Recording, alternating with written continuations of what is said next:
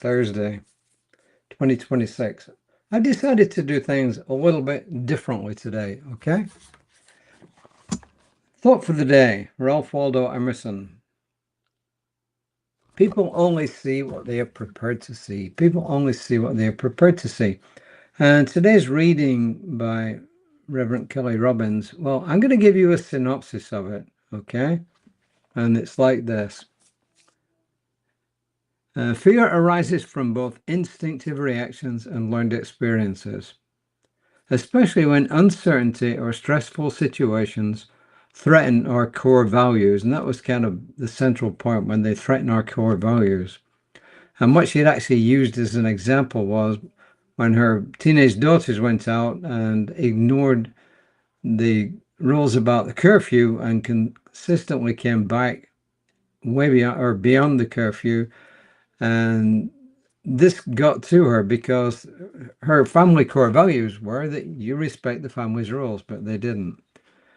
And going on, by identifying those values and using practices such as affirmative prayer, meditation, and journaling, we can respond to fear while remaining true to ourselves and connected to the divine within. And that's a summary of what she said. However, I promised a while ago that I was going to read from Murphy's Dogma.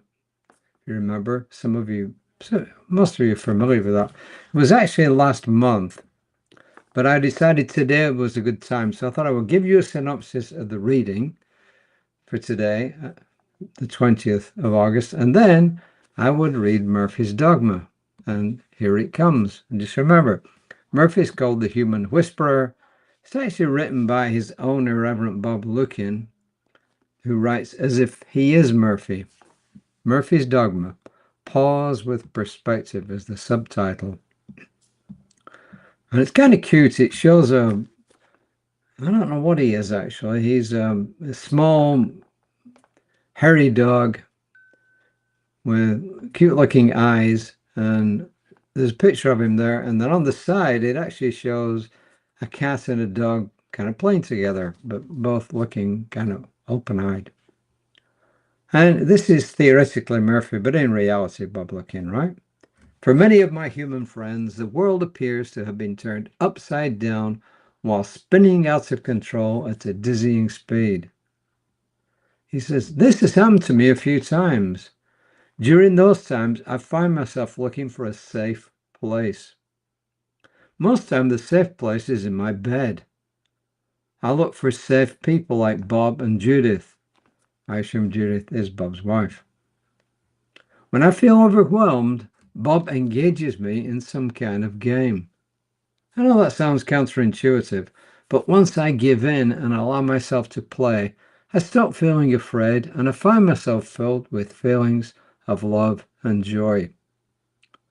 He says, fear sucks the love out of life.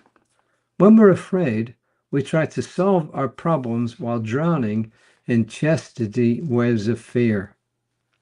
He says, during hard times, Bob has a way of making Judith laugh and of making me play until the fear is small and the love is large. I've heard people argue that love is not all there is. But I can tell you that without love, there is nothing worth giving my attention to. So my advice to my human friends is to allow yourselves to love and be loved. No matter what conditions are around you, love governs all fear and holds the universe together.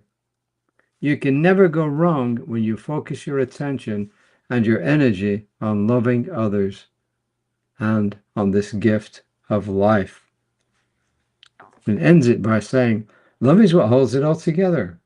If you're steeped in fear, reach for love, which is pretty good. And he didn't give us an affirmation per se, but I would say, I love myself and I love others. I love myself and I love others. Just a simple one. So, okay, so that's your reading with the difference today. I hope you enjoyed it. And if you want to know more about Murphy's Dogma, Bob Luckin did publish a book and you think it's called Murphy's Dogma, but if you Google or look for it on Amazon, you'll find it. I've got it actually. It's a pretty good book, and I'll go back and read from that sometimes as well, because I think it's pretty instructive. So that's it, my friends, for today. I will be back tomorrow, hopefully around about 5 p.m. Reverend Lisa should be here around about 9:15 a.m. tomorrow. And until next time, my knowingness for everyone is that we know that love is all there is. Until next time, namaste.